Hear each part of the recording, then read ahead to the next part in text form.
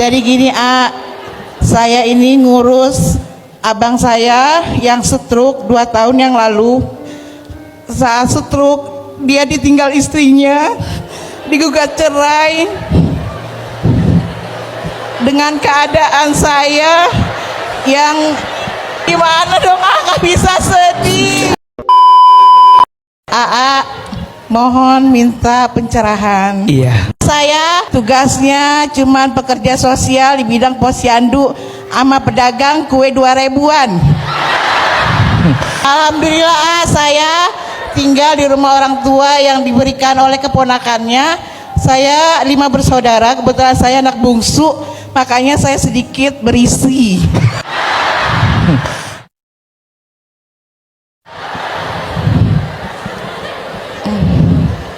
Jadi gini, saya ini ngurus abang saya yang stroke 2 tahun yang lalu.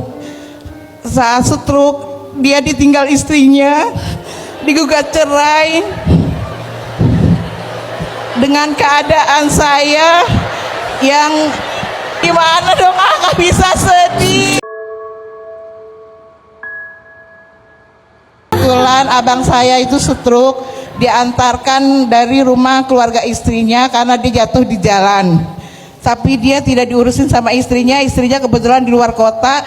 Sampai saat ini saya 2 tahun ngurusin, dari dia buang air di tempat sampai sekarang bisa jual, jalan kaki, bisa ibadah ke masjid. Itu udah luar biasa.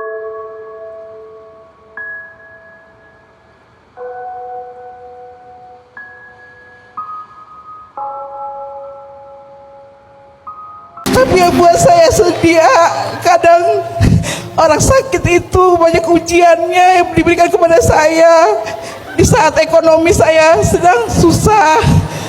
Ibaratnya saudara itu nggak ada yang nongol. Kadang saya blok nomor saudara-saudara saya karena saya harus menjaga hati saya.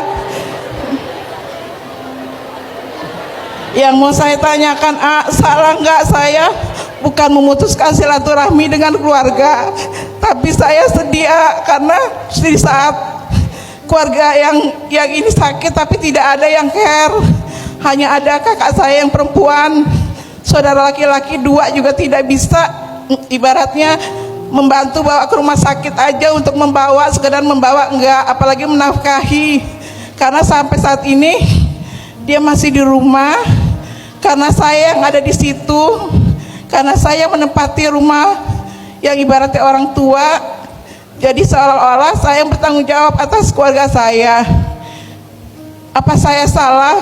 Kadang saya ada rasa ibaratnya sedih, bukan tidak ikhlas ya. Saya cuma mau tolong jangan sakiti hati saya, karena kadang perkataan orang terdekat itu seolah kita tidak ikhlas untuk berkorban untuk keluarga.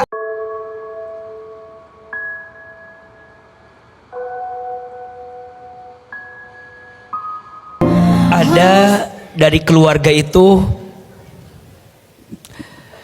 yang kadang merasa bahwa Ustadz, kenapa harus saya yang jadi orang yang bertanggung jawab untuk keluarga saya?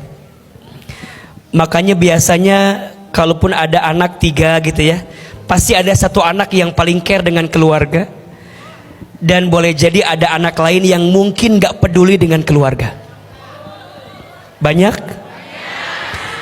Dan kadang yang lebih menyakitkan, kita udah berbuat baik sama keluarga tapi malah diomongin sama keluarga terdekat kita.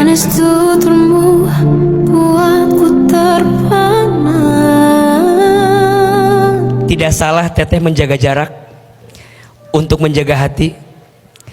Tidak salah teteh ngeblok semua kontak yang ngerasa pernah nyakitin hati. Lebih baik follow yang nyenengin hati aja. Semua hal yang bikin sakit tinggalkan, tutup.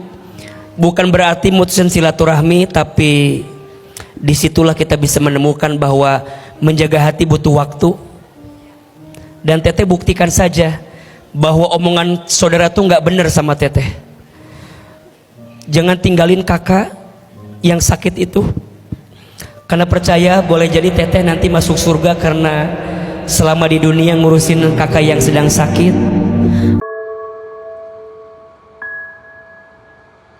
Dan orang seperti beliau memang akan lebih cepat masuk surga. Hisabnya akan lebih ringan nanti di akhirat, karena di dunia sudah berat. Orang yang ujiannya diberatkan di dunia, maka nanti akan diringankan hisabnya di akhirat. Maka percayalah, teteh semangat, tidak ada yang sia-sia. Allah lihat kebaikan teteh, Allah ngawasin kok kebaikan teteh. Walaupun kakak-kakak yang lain tidak pernah menganggap kebaikan itu, nggak apa-apa. Catat kalimat ini, kita berbuat baik bukan agar disebut orang baik, tapi kita berbuat baik agar Allah yang maha baik tambah baik sama kita.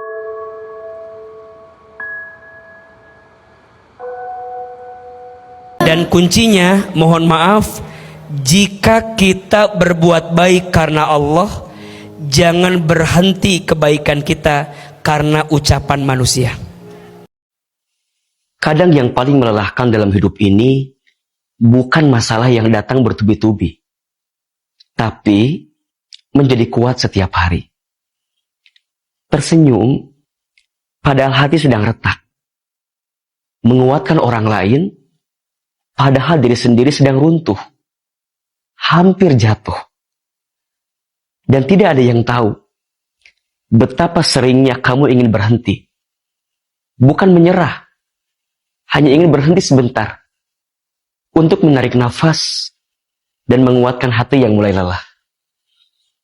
Kamu terlalu sering berkata, aku gak apa-apa, aku baik-baik saja. Padahal di dalam kamu sedang tidak baik-baik saja.